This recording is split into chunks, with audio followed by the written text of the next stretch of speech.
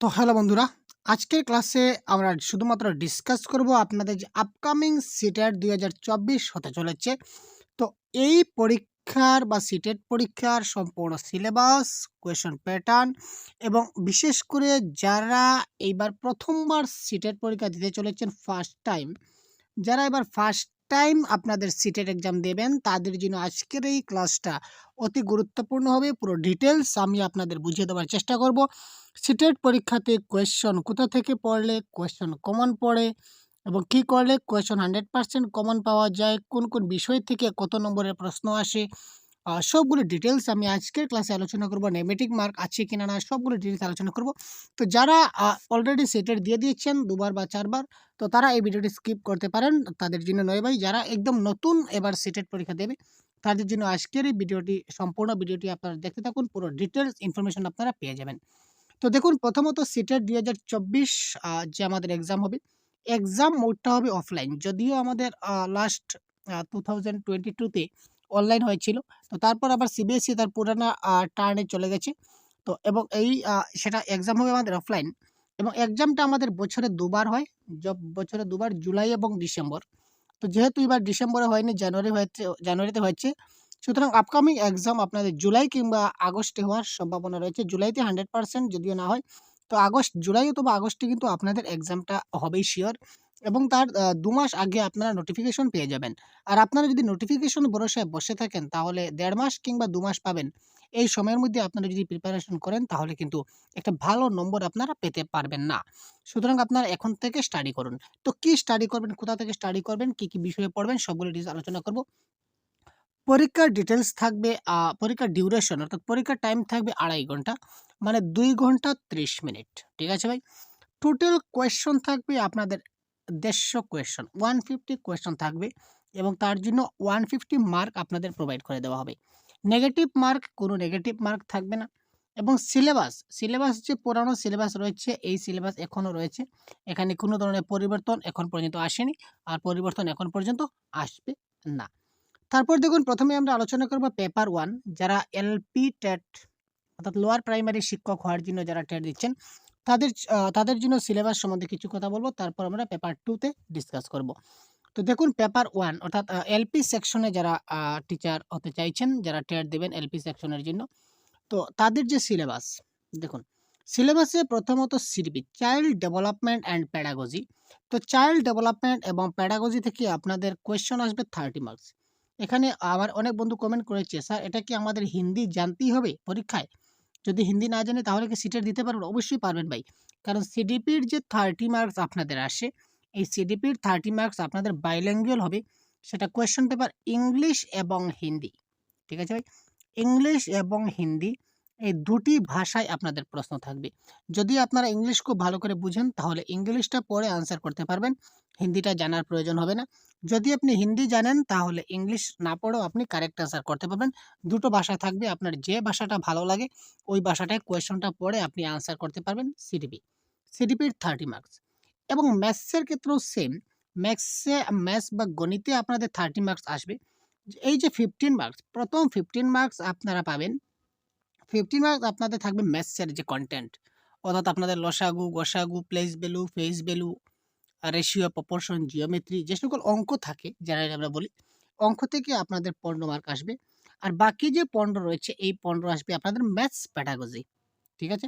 তো ম্যাথসের যে প্যাডাগজি, কি করলে বাচ্চাদেরকে খুব ম্যাথস ভালো করে শেখানো যায়, বা আমাদের যে এনসিইআরটি বলেছে গাইডলাইন, সেখানে ম্যাথসের সম্বন্ধে তার রুল কি, নিপুণ আসামে ম্যাথস সম্বন্ধে কি বলেছে, এই সমস্ত ম্যাথসের প্যাডাগজি রিলেটেড কোয়েশ্চন থাকবে বাকি 15টি। আর বাকি যে লসাগু গসাগু রয়েছে, place value, flash value, number system, এই সবগুলি থেকে আরও 15 মার্ক আপনাদের পেয়ে যাবেন। তো এখানে টোটাল আপনার পেলেন 15 30 মার্ক ম্যাথসের। এবং এই ম্যাথসের প্রশ্নগুলোও সেম টু সেম বাইল্যাঙ্গুয়াল হবে, ইংলিশ এবং হিন্দি এই দুটি ভাষায় কোয়েশ্চন থাকবে। ইবিএস, এর ক্ষেত্রে আপনারা 30 মার্কস। এখানে 15 নম্বর থাকছে আপনার সেম টু সেম কনটেন্ট, যে কনটেন্টগুলো আপনারা ক্লাস 3, 4, 5, ক্লাস 3, 4, 5 এর যে এনসিইআরটির যে বই রয়েছে, ঠিক আছে ভাই? এনসিইআরটির যে বই রয়েছে ক্লাস 3, 4, 5 এর শিশুদের, এই বইয়ের ইবিএস যে বইটা রয়েছে এই বইটা যদি আপনারা স্টাডি করুন তাহলে এখান থেকে আপনারা 100% কমন পেয়ে যাবেন। প্রত্যেক বছর কিন্তু আপনারা দেখছি যে এখান থেকে কিন্তু প্রশ্ন আসে। এনসিইআরটির গাইডবুক থেকে কিন্তু 3, 4, 5 এর গাইডবুক থেকে আপনাদের কিন্তু প্রশ্ন আসে পেপার 1 এর ক্ষেত্রে। ঠিক আছে? ইবিএস এর ক্ষেত্রে। তো আপনারা যদি এনসিইআরটির গাইডবুক যদি আপনারা ফলো করুন ইবিএস এর ক্লাস 3, 4, 5 তিনোটা ক্লাস কিন্তু আপনাকে পড়তে হবে। তখন আপনি ইবিএস এর যে 15 মার্ক রয়েছে এটা আপনি পেয়ে যাবেন। এবং বাকি যে ইবিএস এর 15 মার্ক এই 15 মার্ক আপনাদের আসবে ইবিএস প্যাডাগজি। ঠিক আছে? ইবিএস প্যাডাগজি থেকে প্রশ্ন আসছে। তারপর দেখুন ল্যাঙ্গুয়েজ 1 এবার খেলা হচ্ছে ল্যাঙ্গুয়েজ 1। তো ল্যাঙ্গুয়েজ 1 এবং ল্যাঙ্গুয়েজ 2 টোটাল ৫ টা পার্টই আপনাদের প্রশ্ন থাকবে। ১ নম্বর পার্ট সিডিপি, ২ নম্বর পার্ট হচ্ছে ম্যাথস, ৩ নম্বর পার্ট হচ্ছে ইবিএস আর ৪ নম্বর পার্ট হবে ল্যাঙ্গুয়েজ 1, ৫ নম্বর পার্ট হবে ল্যাঙ্গুয়েজ 2। তো ল্যাঙ্গুয়েজ 1 এ আপনারা বেঙ্গলি, আসামিজ বা হিন্দি, উর্দু, অ্যারাবিক যেকোনো একটা ভাষা আপনারা রাখতে পারেন। তো যে ভাষাটা আপনি খুব ভালো পারেন ওই ভাষাটাকে কিন্তু ল্যাঙ্গুয়েজ 1 রাখবেন। যে ভাষা সবচেয়ে আপনি বেশি পারেন। ধরে নিন আপনি বাংলা খুব ভালো পারেন। সুতরাং আপনি বিশেষ করে আপনি যে মিডিয়ামে স্কুলে এপ্লাই করতে চাচ্ছেন, ঠিক আছে? আমি এটা প্রেফার করব আপনাদের। ধরে নিন আপনি আসামিস মিডিয়ামে যদি আপনার একটা টার্গেট আছে যে আমি সিটেট কোয়ালিফাই করে কি করব? যদি আপনার টার্গেট থাকে যে আমি বেঙ্গলি মিডিয়াম স্কুলে চাকরি করতে চাই, সুতরাং আপনার ক্ষেত্রে ল্যাঙ্গুয়েজ 1 বেঙ্গলিটা বাধ্যতামূলক হলে পরবর্তীতে যদি এপ্লাই করেন তখন কোনো সমস্যা হবে না। বা আপনি যদি চাচ্ছেন যে আমি আসামিস মিডিয়াম স্কুলে আমি এপ্লাই করব চাকরির জন্য, সুতরাং আপনি সেখানে ল্যাঙ্গুয়েজ 1 কে আসামিস ধরে রাখতে পারেন। ঠিক আছে? তো ল্যাঙ্গুয়েজ 1 আপনি বেঙ্গলি কিংবা আসামিস আপনি ধরে নিলেন। তো এখানে আপনার আসবে 30 মার্কস। ল্যাঙ্গুয়েজ 1 এর ক্ষেত্রে আপনার আসবে 30 মার্কস। তো ল্যাঙ্গুয়েজ 1 এর ক্ষেত্রে আপনার কি সিলেবাস থাকতে পারে? তো বেঙ্গলি যদি আমি বেঙ্গলির কথা ধরে নিচ্ছি, যদি বেঙ্গলি আপনি ল্যাঙ্গুয়েজ 1 নিন, তাহলে এখানে আপনার 30 মার্কস আসবে। তো 30 মার্কসের মধ্যে আপনি 15 প্লাস 15 আগের মতো ডিভাইডেড করে দিন 15, 15 এই লাস্টে 15 কিন্তু আপনার প্যাডাগজি সেটা কিন্তু common. Bengali pedagogy. Bengali pedagogy আমাদের সহজগুলো ইউটিউব চ্যানেলে অনেক আছে।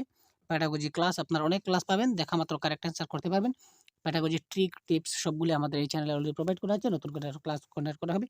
আর বাকি যে 15 মার্ক, এই 15 মার্ক থেকে আপনাদের একটা প্যাসেজ, একটা প্যাসেজ এবং একটা পোয়েম, ঠিক আছে? একটা গদ্য এবং একটা কবিতা দেওয়া থাকবে। এই গদ্য এবং কবিতাগুলি পড়ে আপনাকে কিছু কারেক্ট আনসার এই কবিতা বা গদ্য পড়ে আপনাদের পরবর্তী যে প্রশ্ন দেওয়া থাকবে প্রশ্নগুলি আনসার করতে হবে 15 মার্কের। আর এখান থেকে আপনাদের বাংলা ব্যাকরণ আসবে।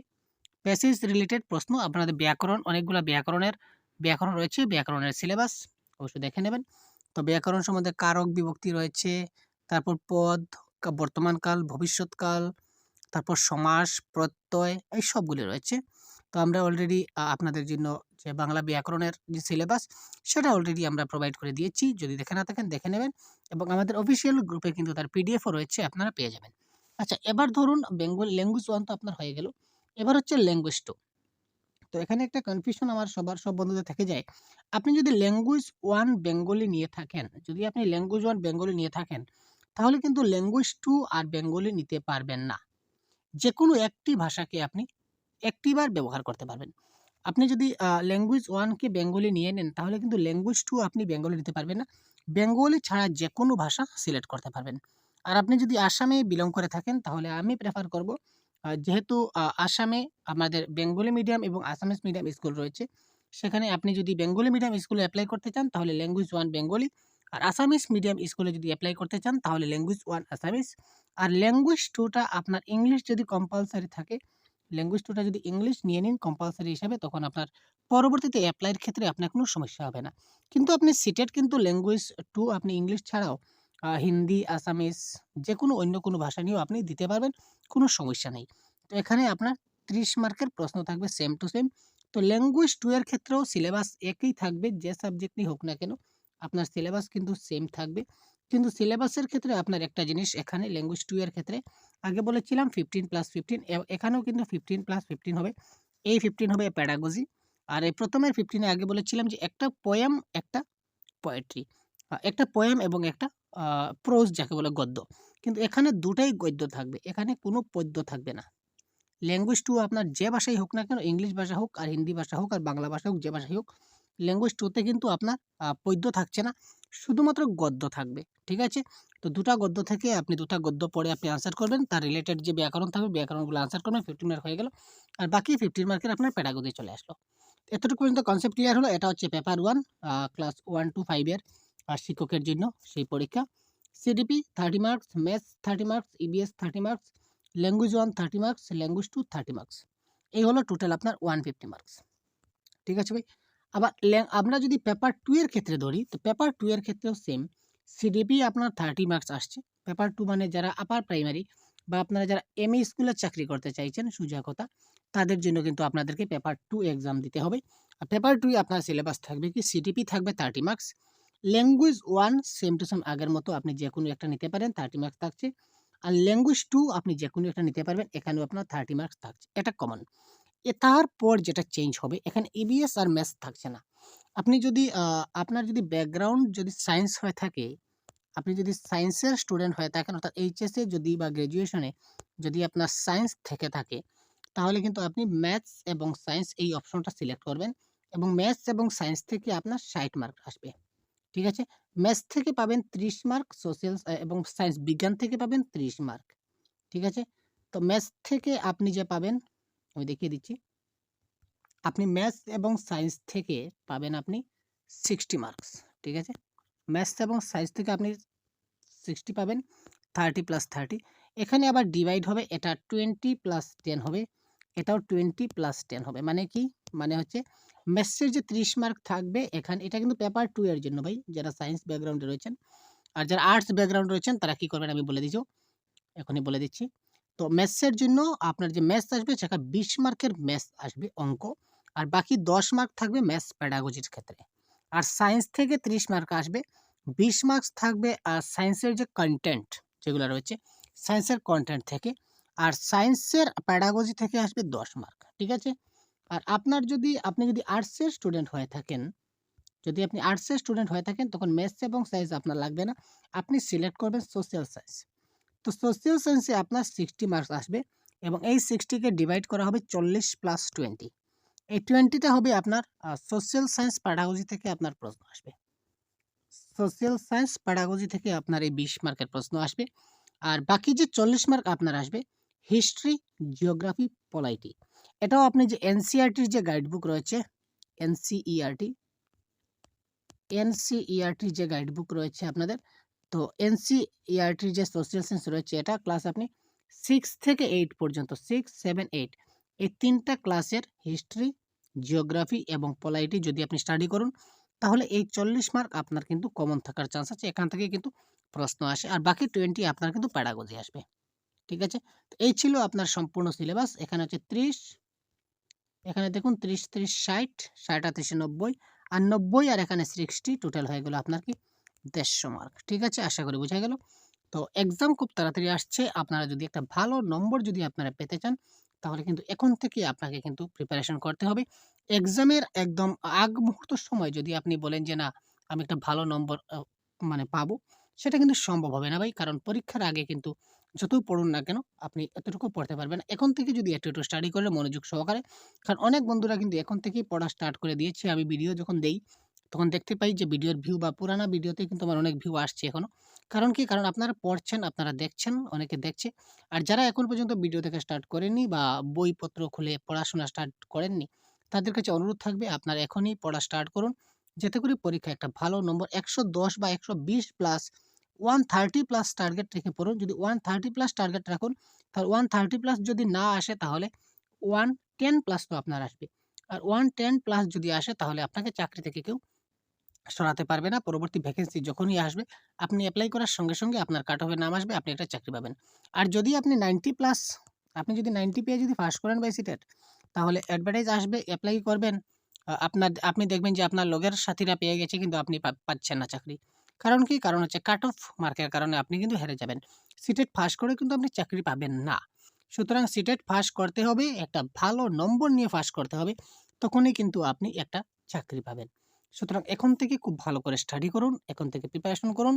তো বাংলা ভাষার ক্ষেত্রে যা যাবতীয় প্রয়োজন সবকিছু সহজগুলো ইউটিউব চ্যানেলে অ্যাভেলেবল রয়েছে এবং আরও আপনারা পাবেন।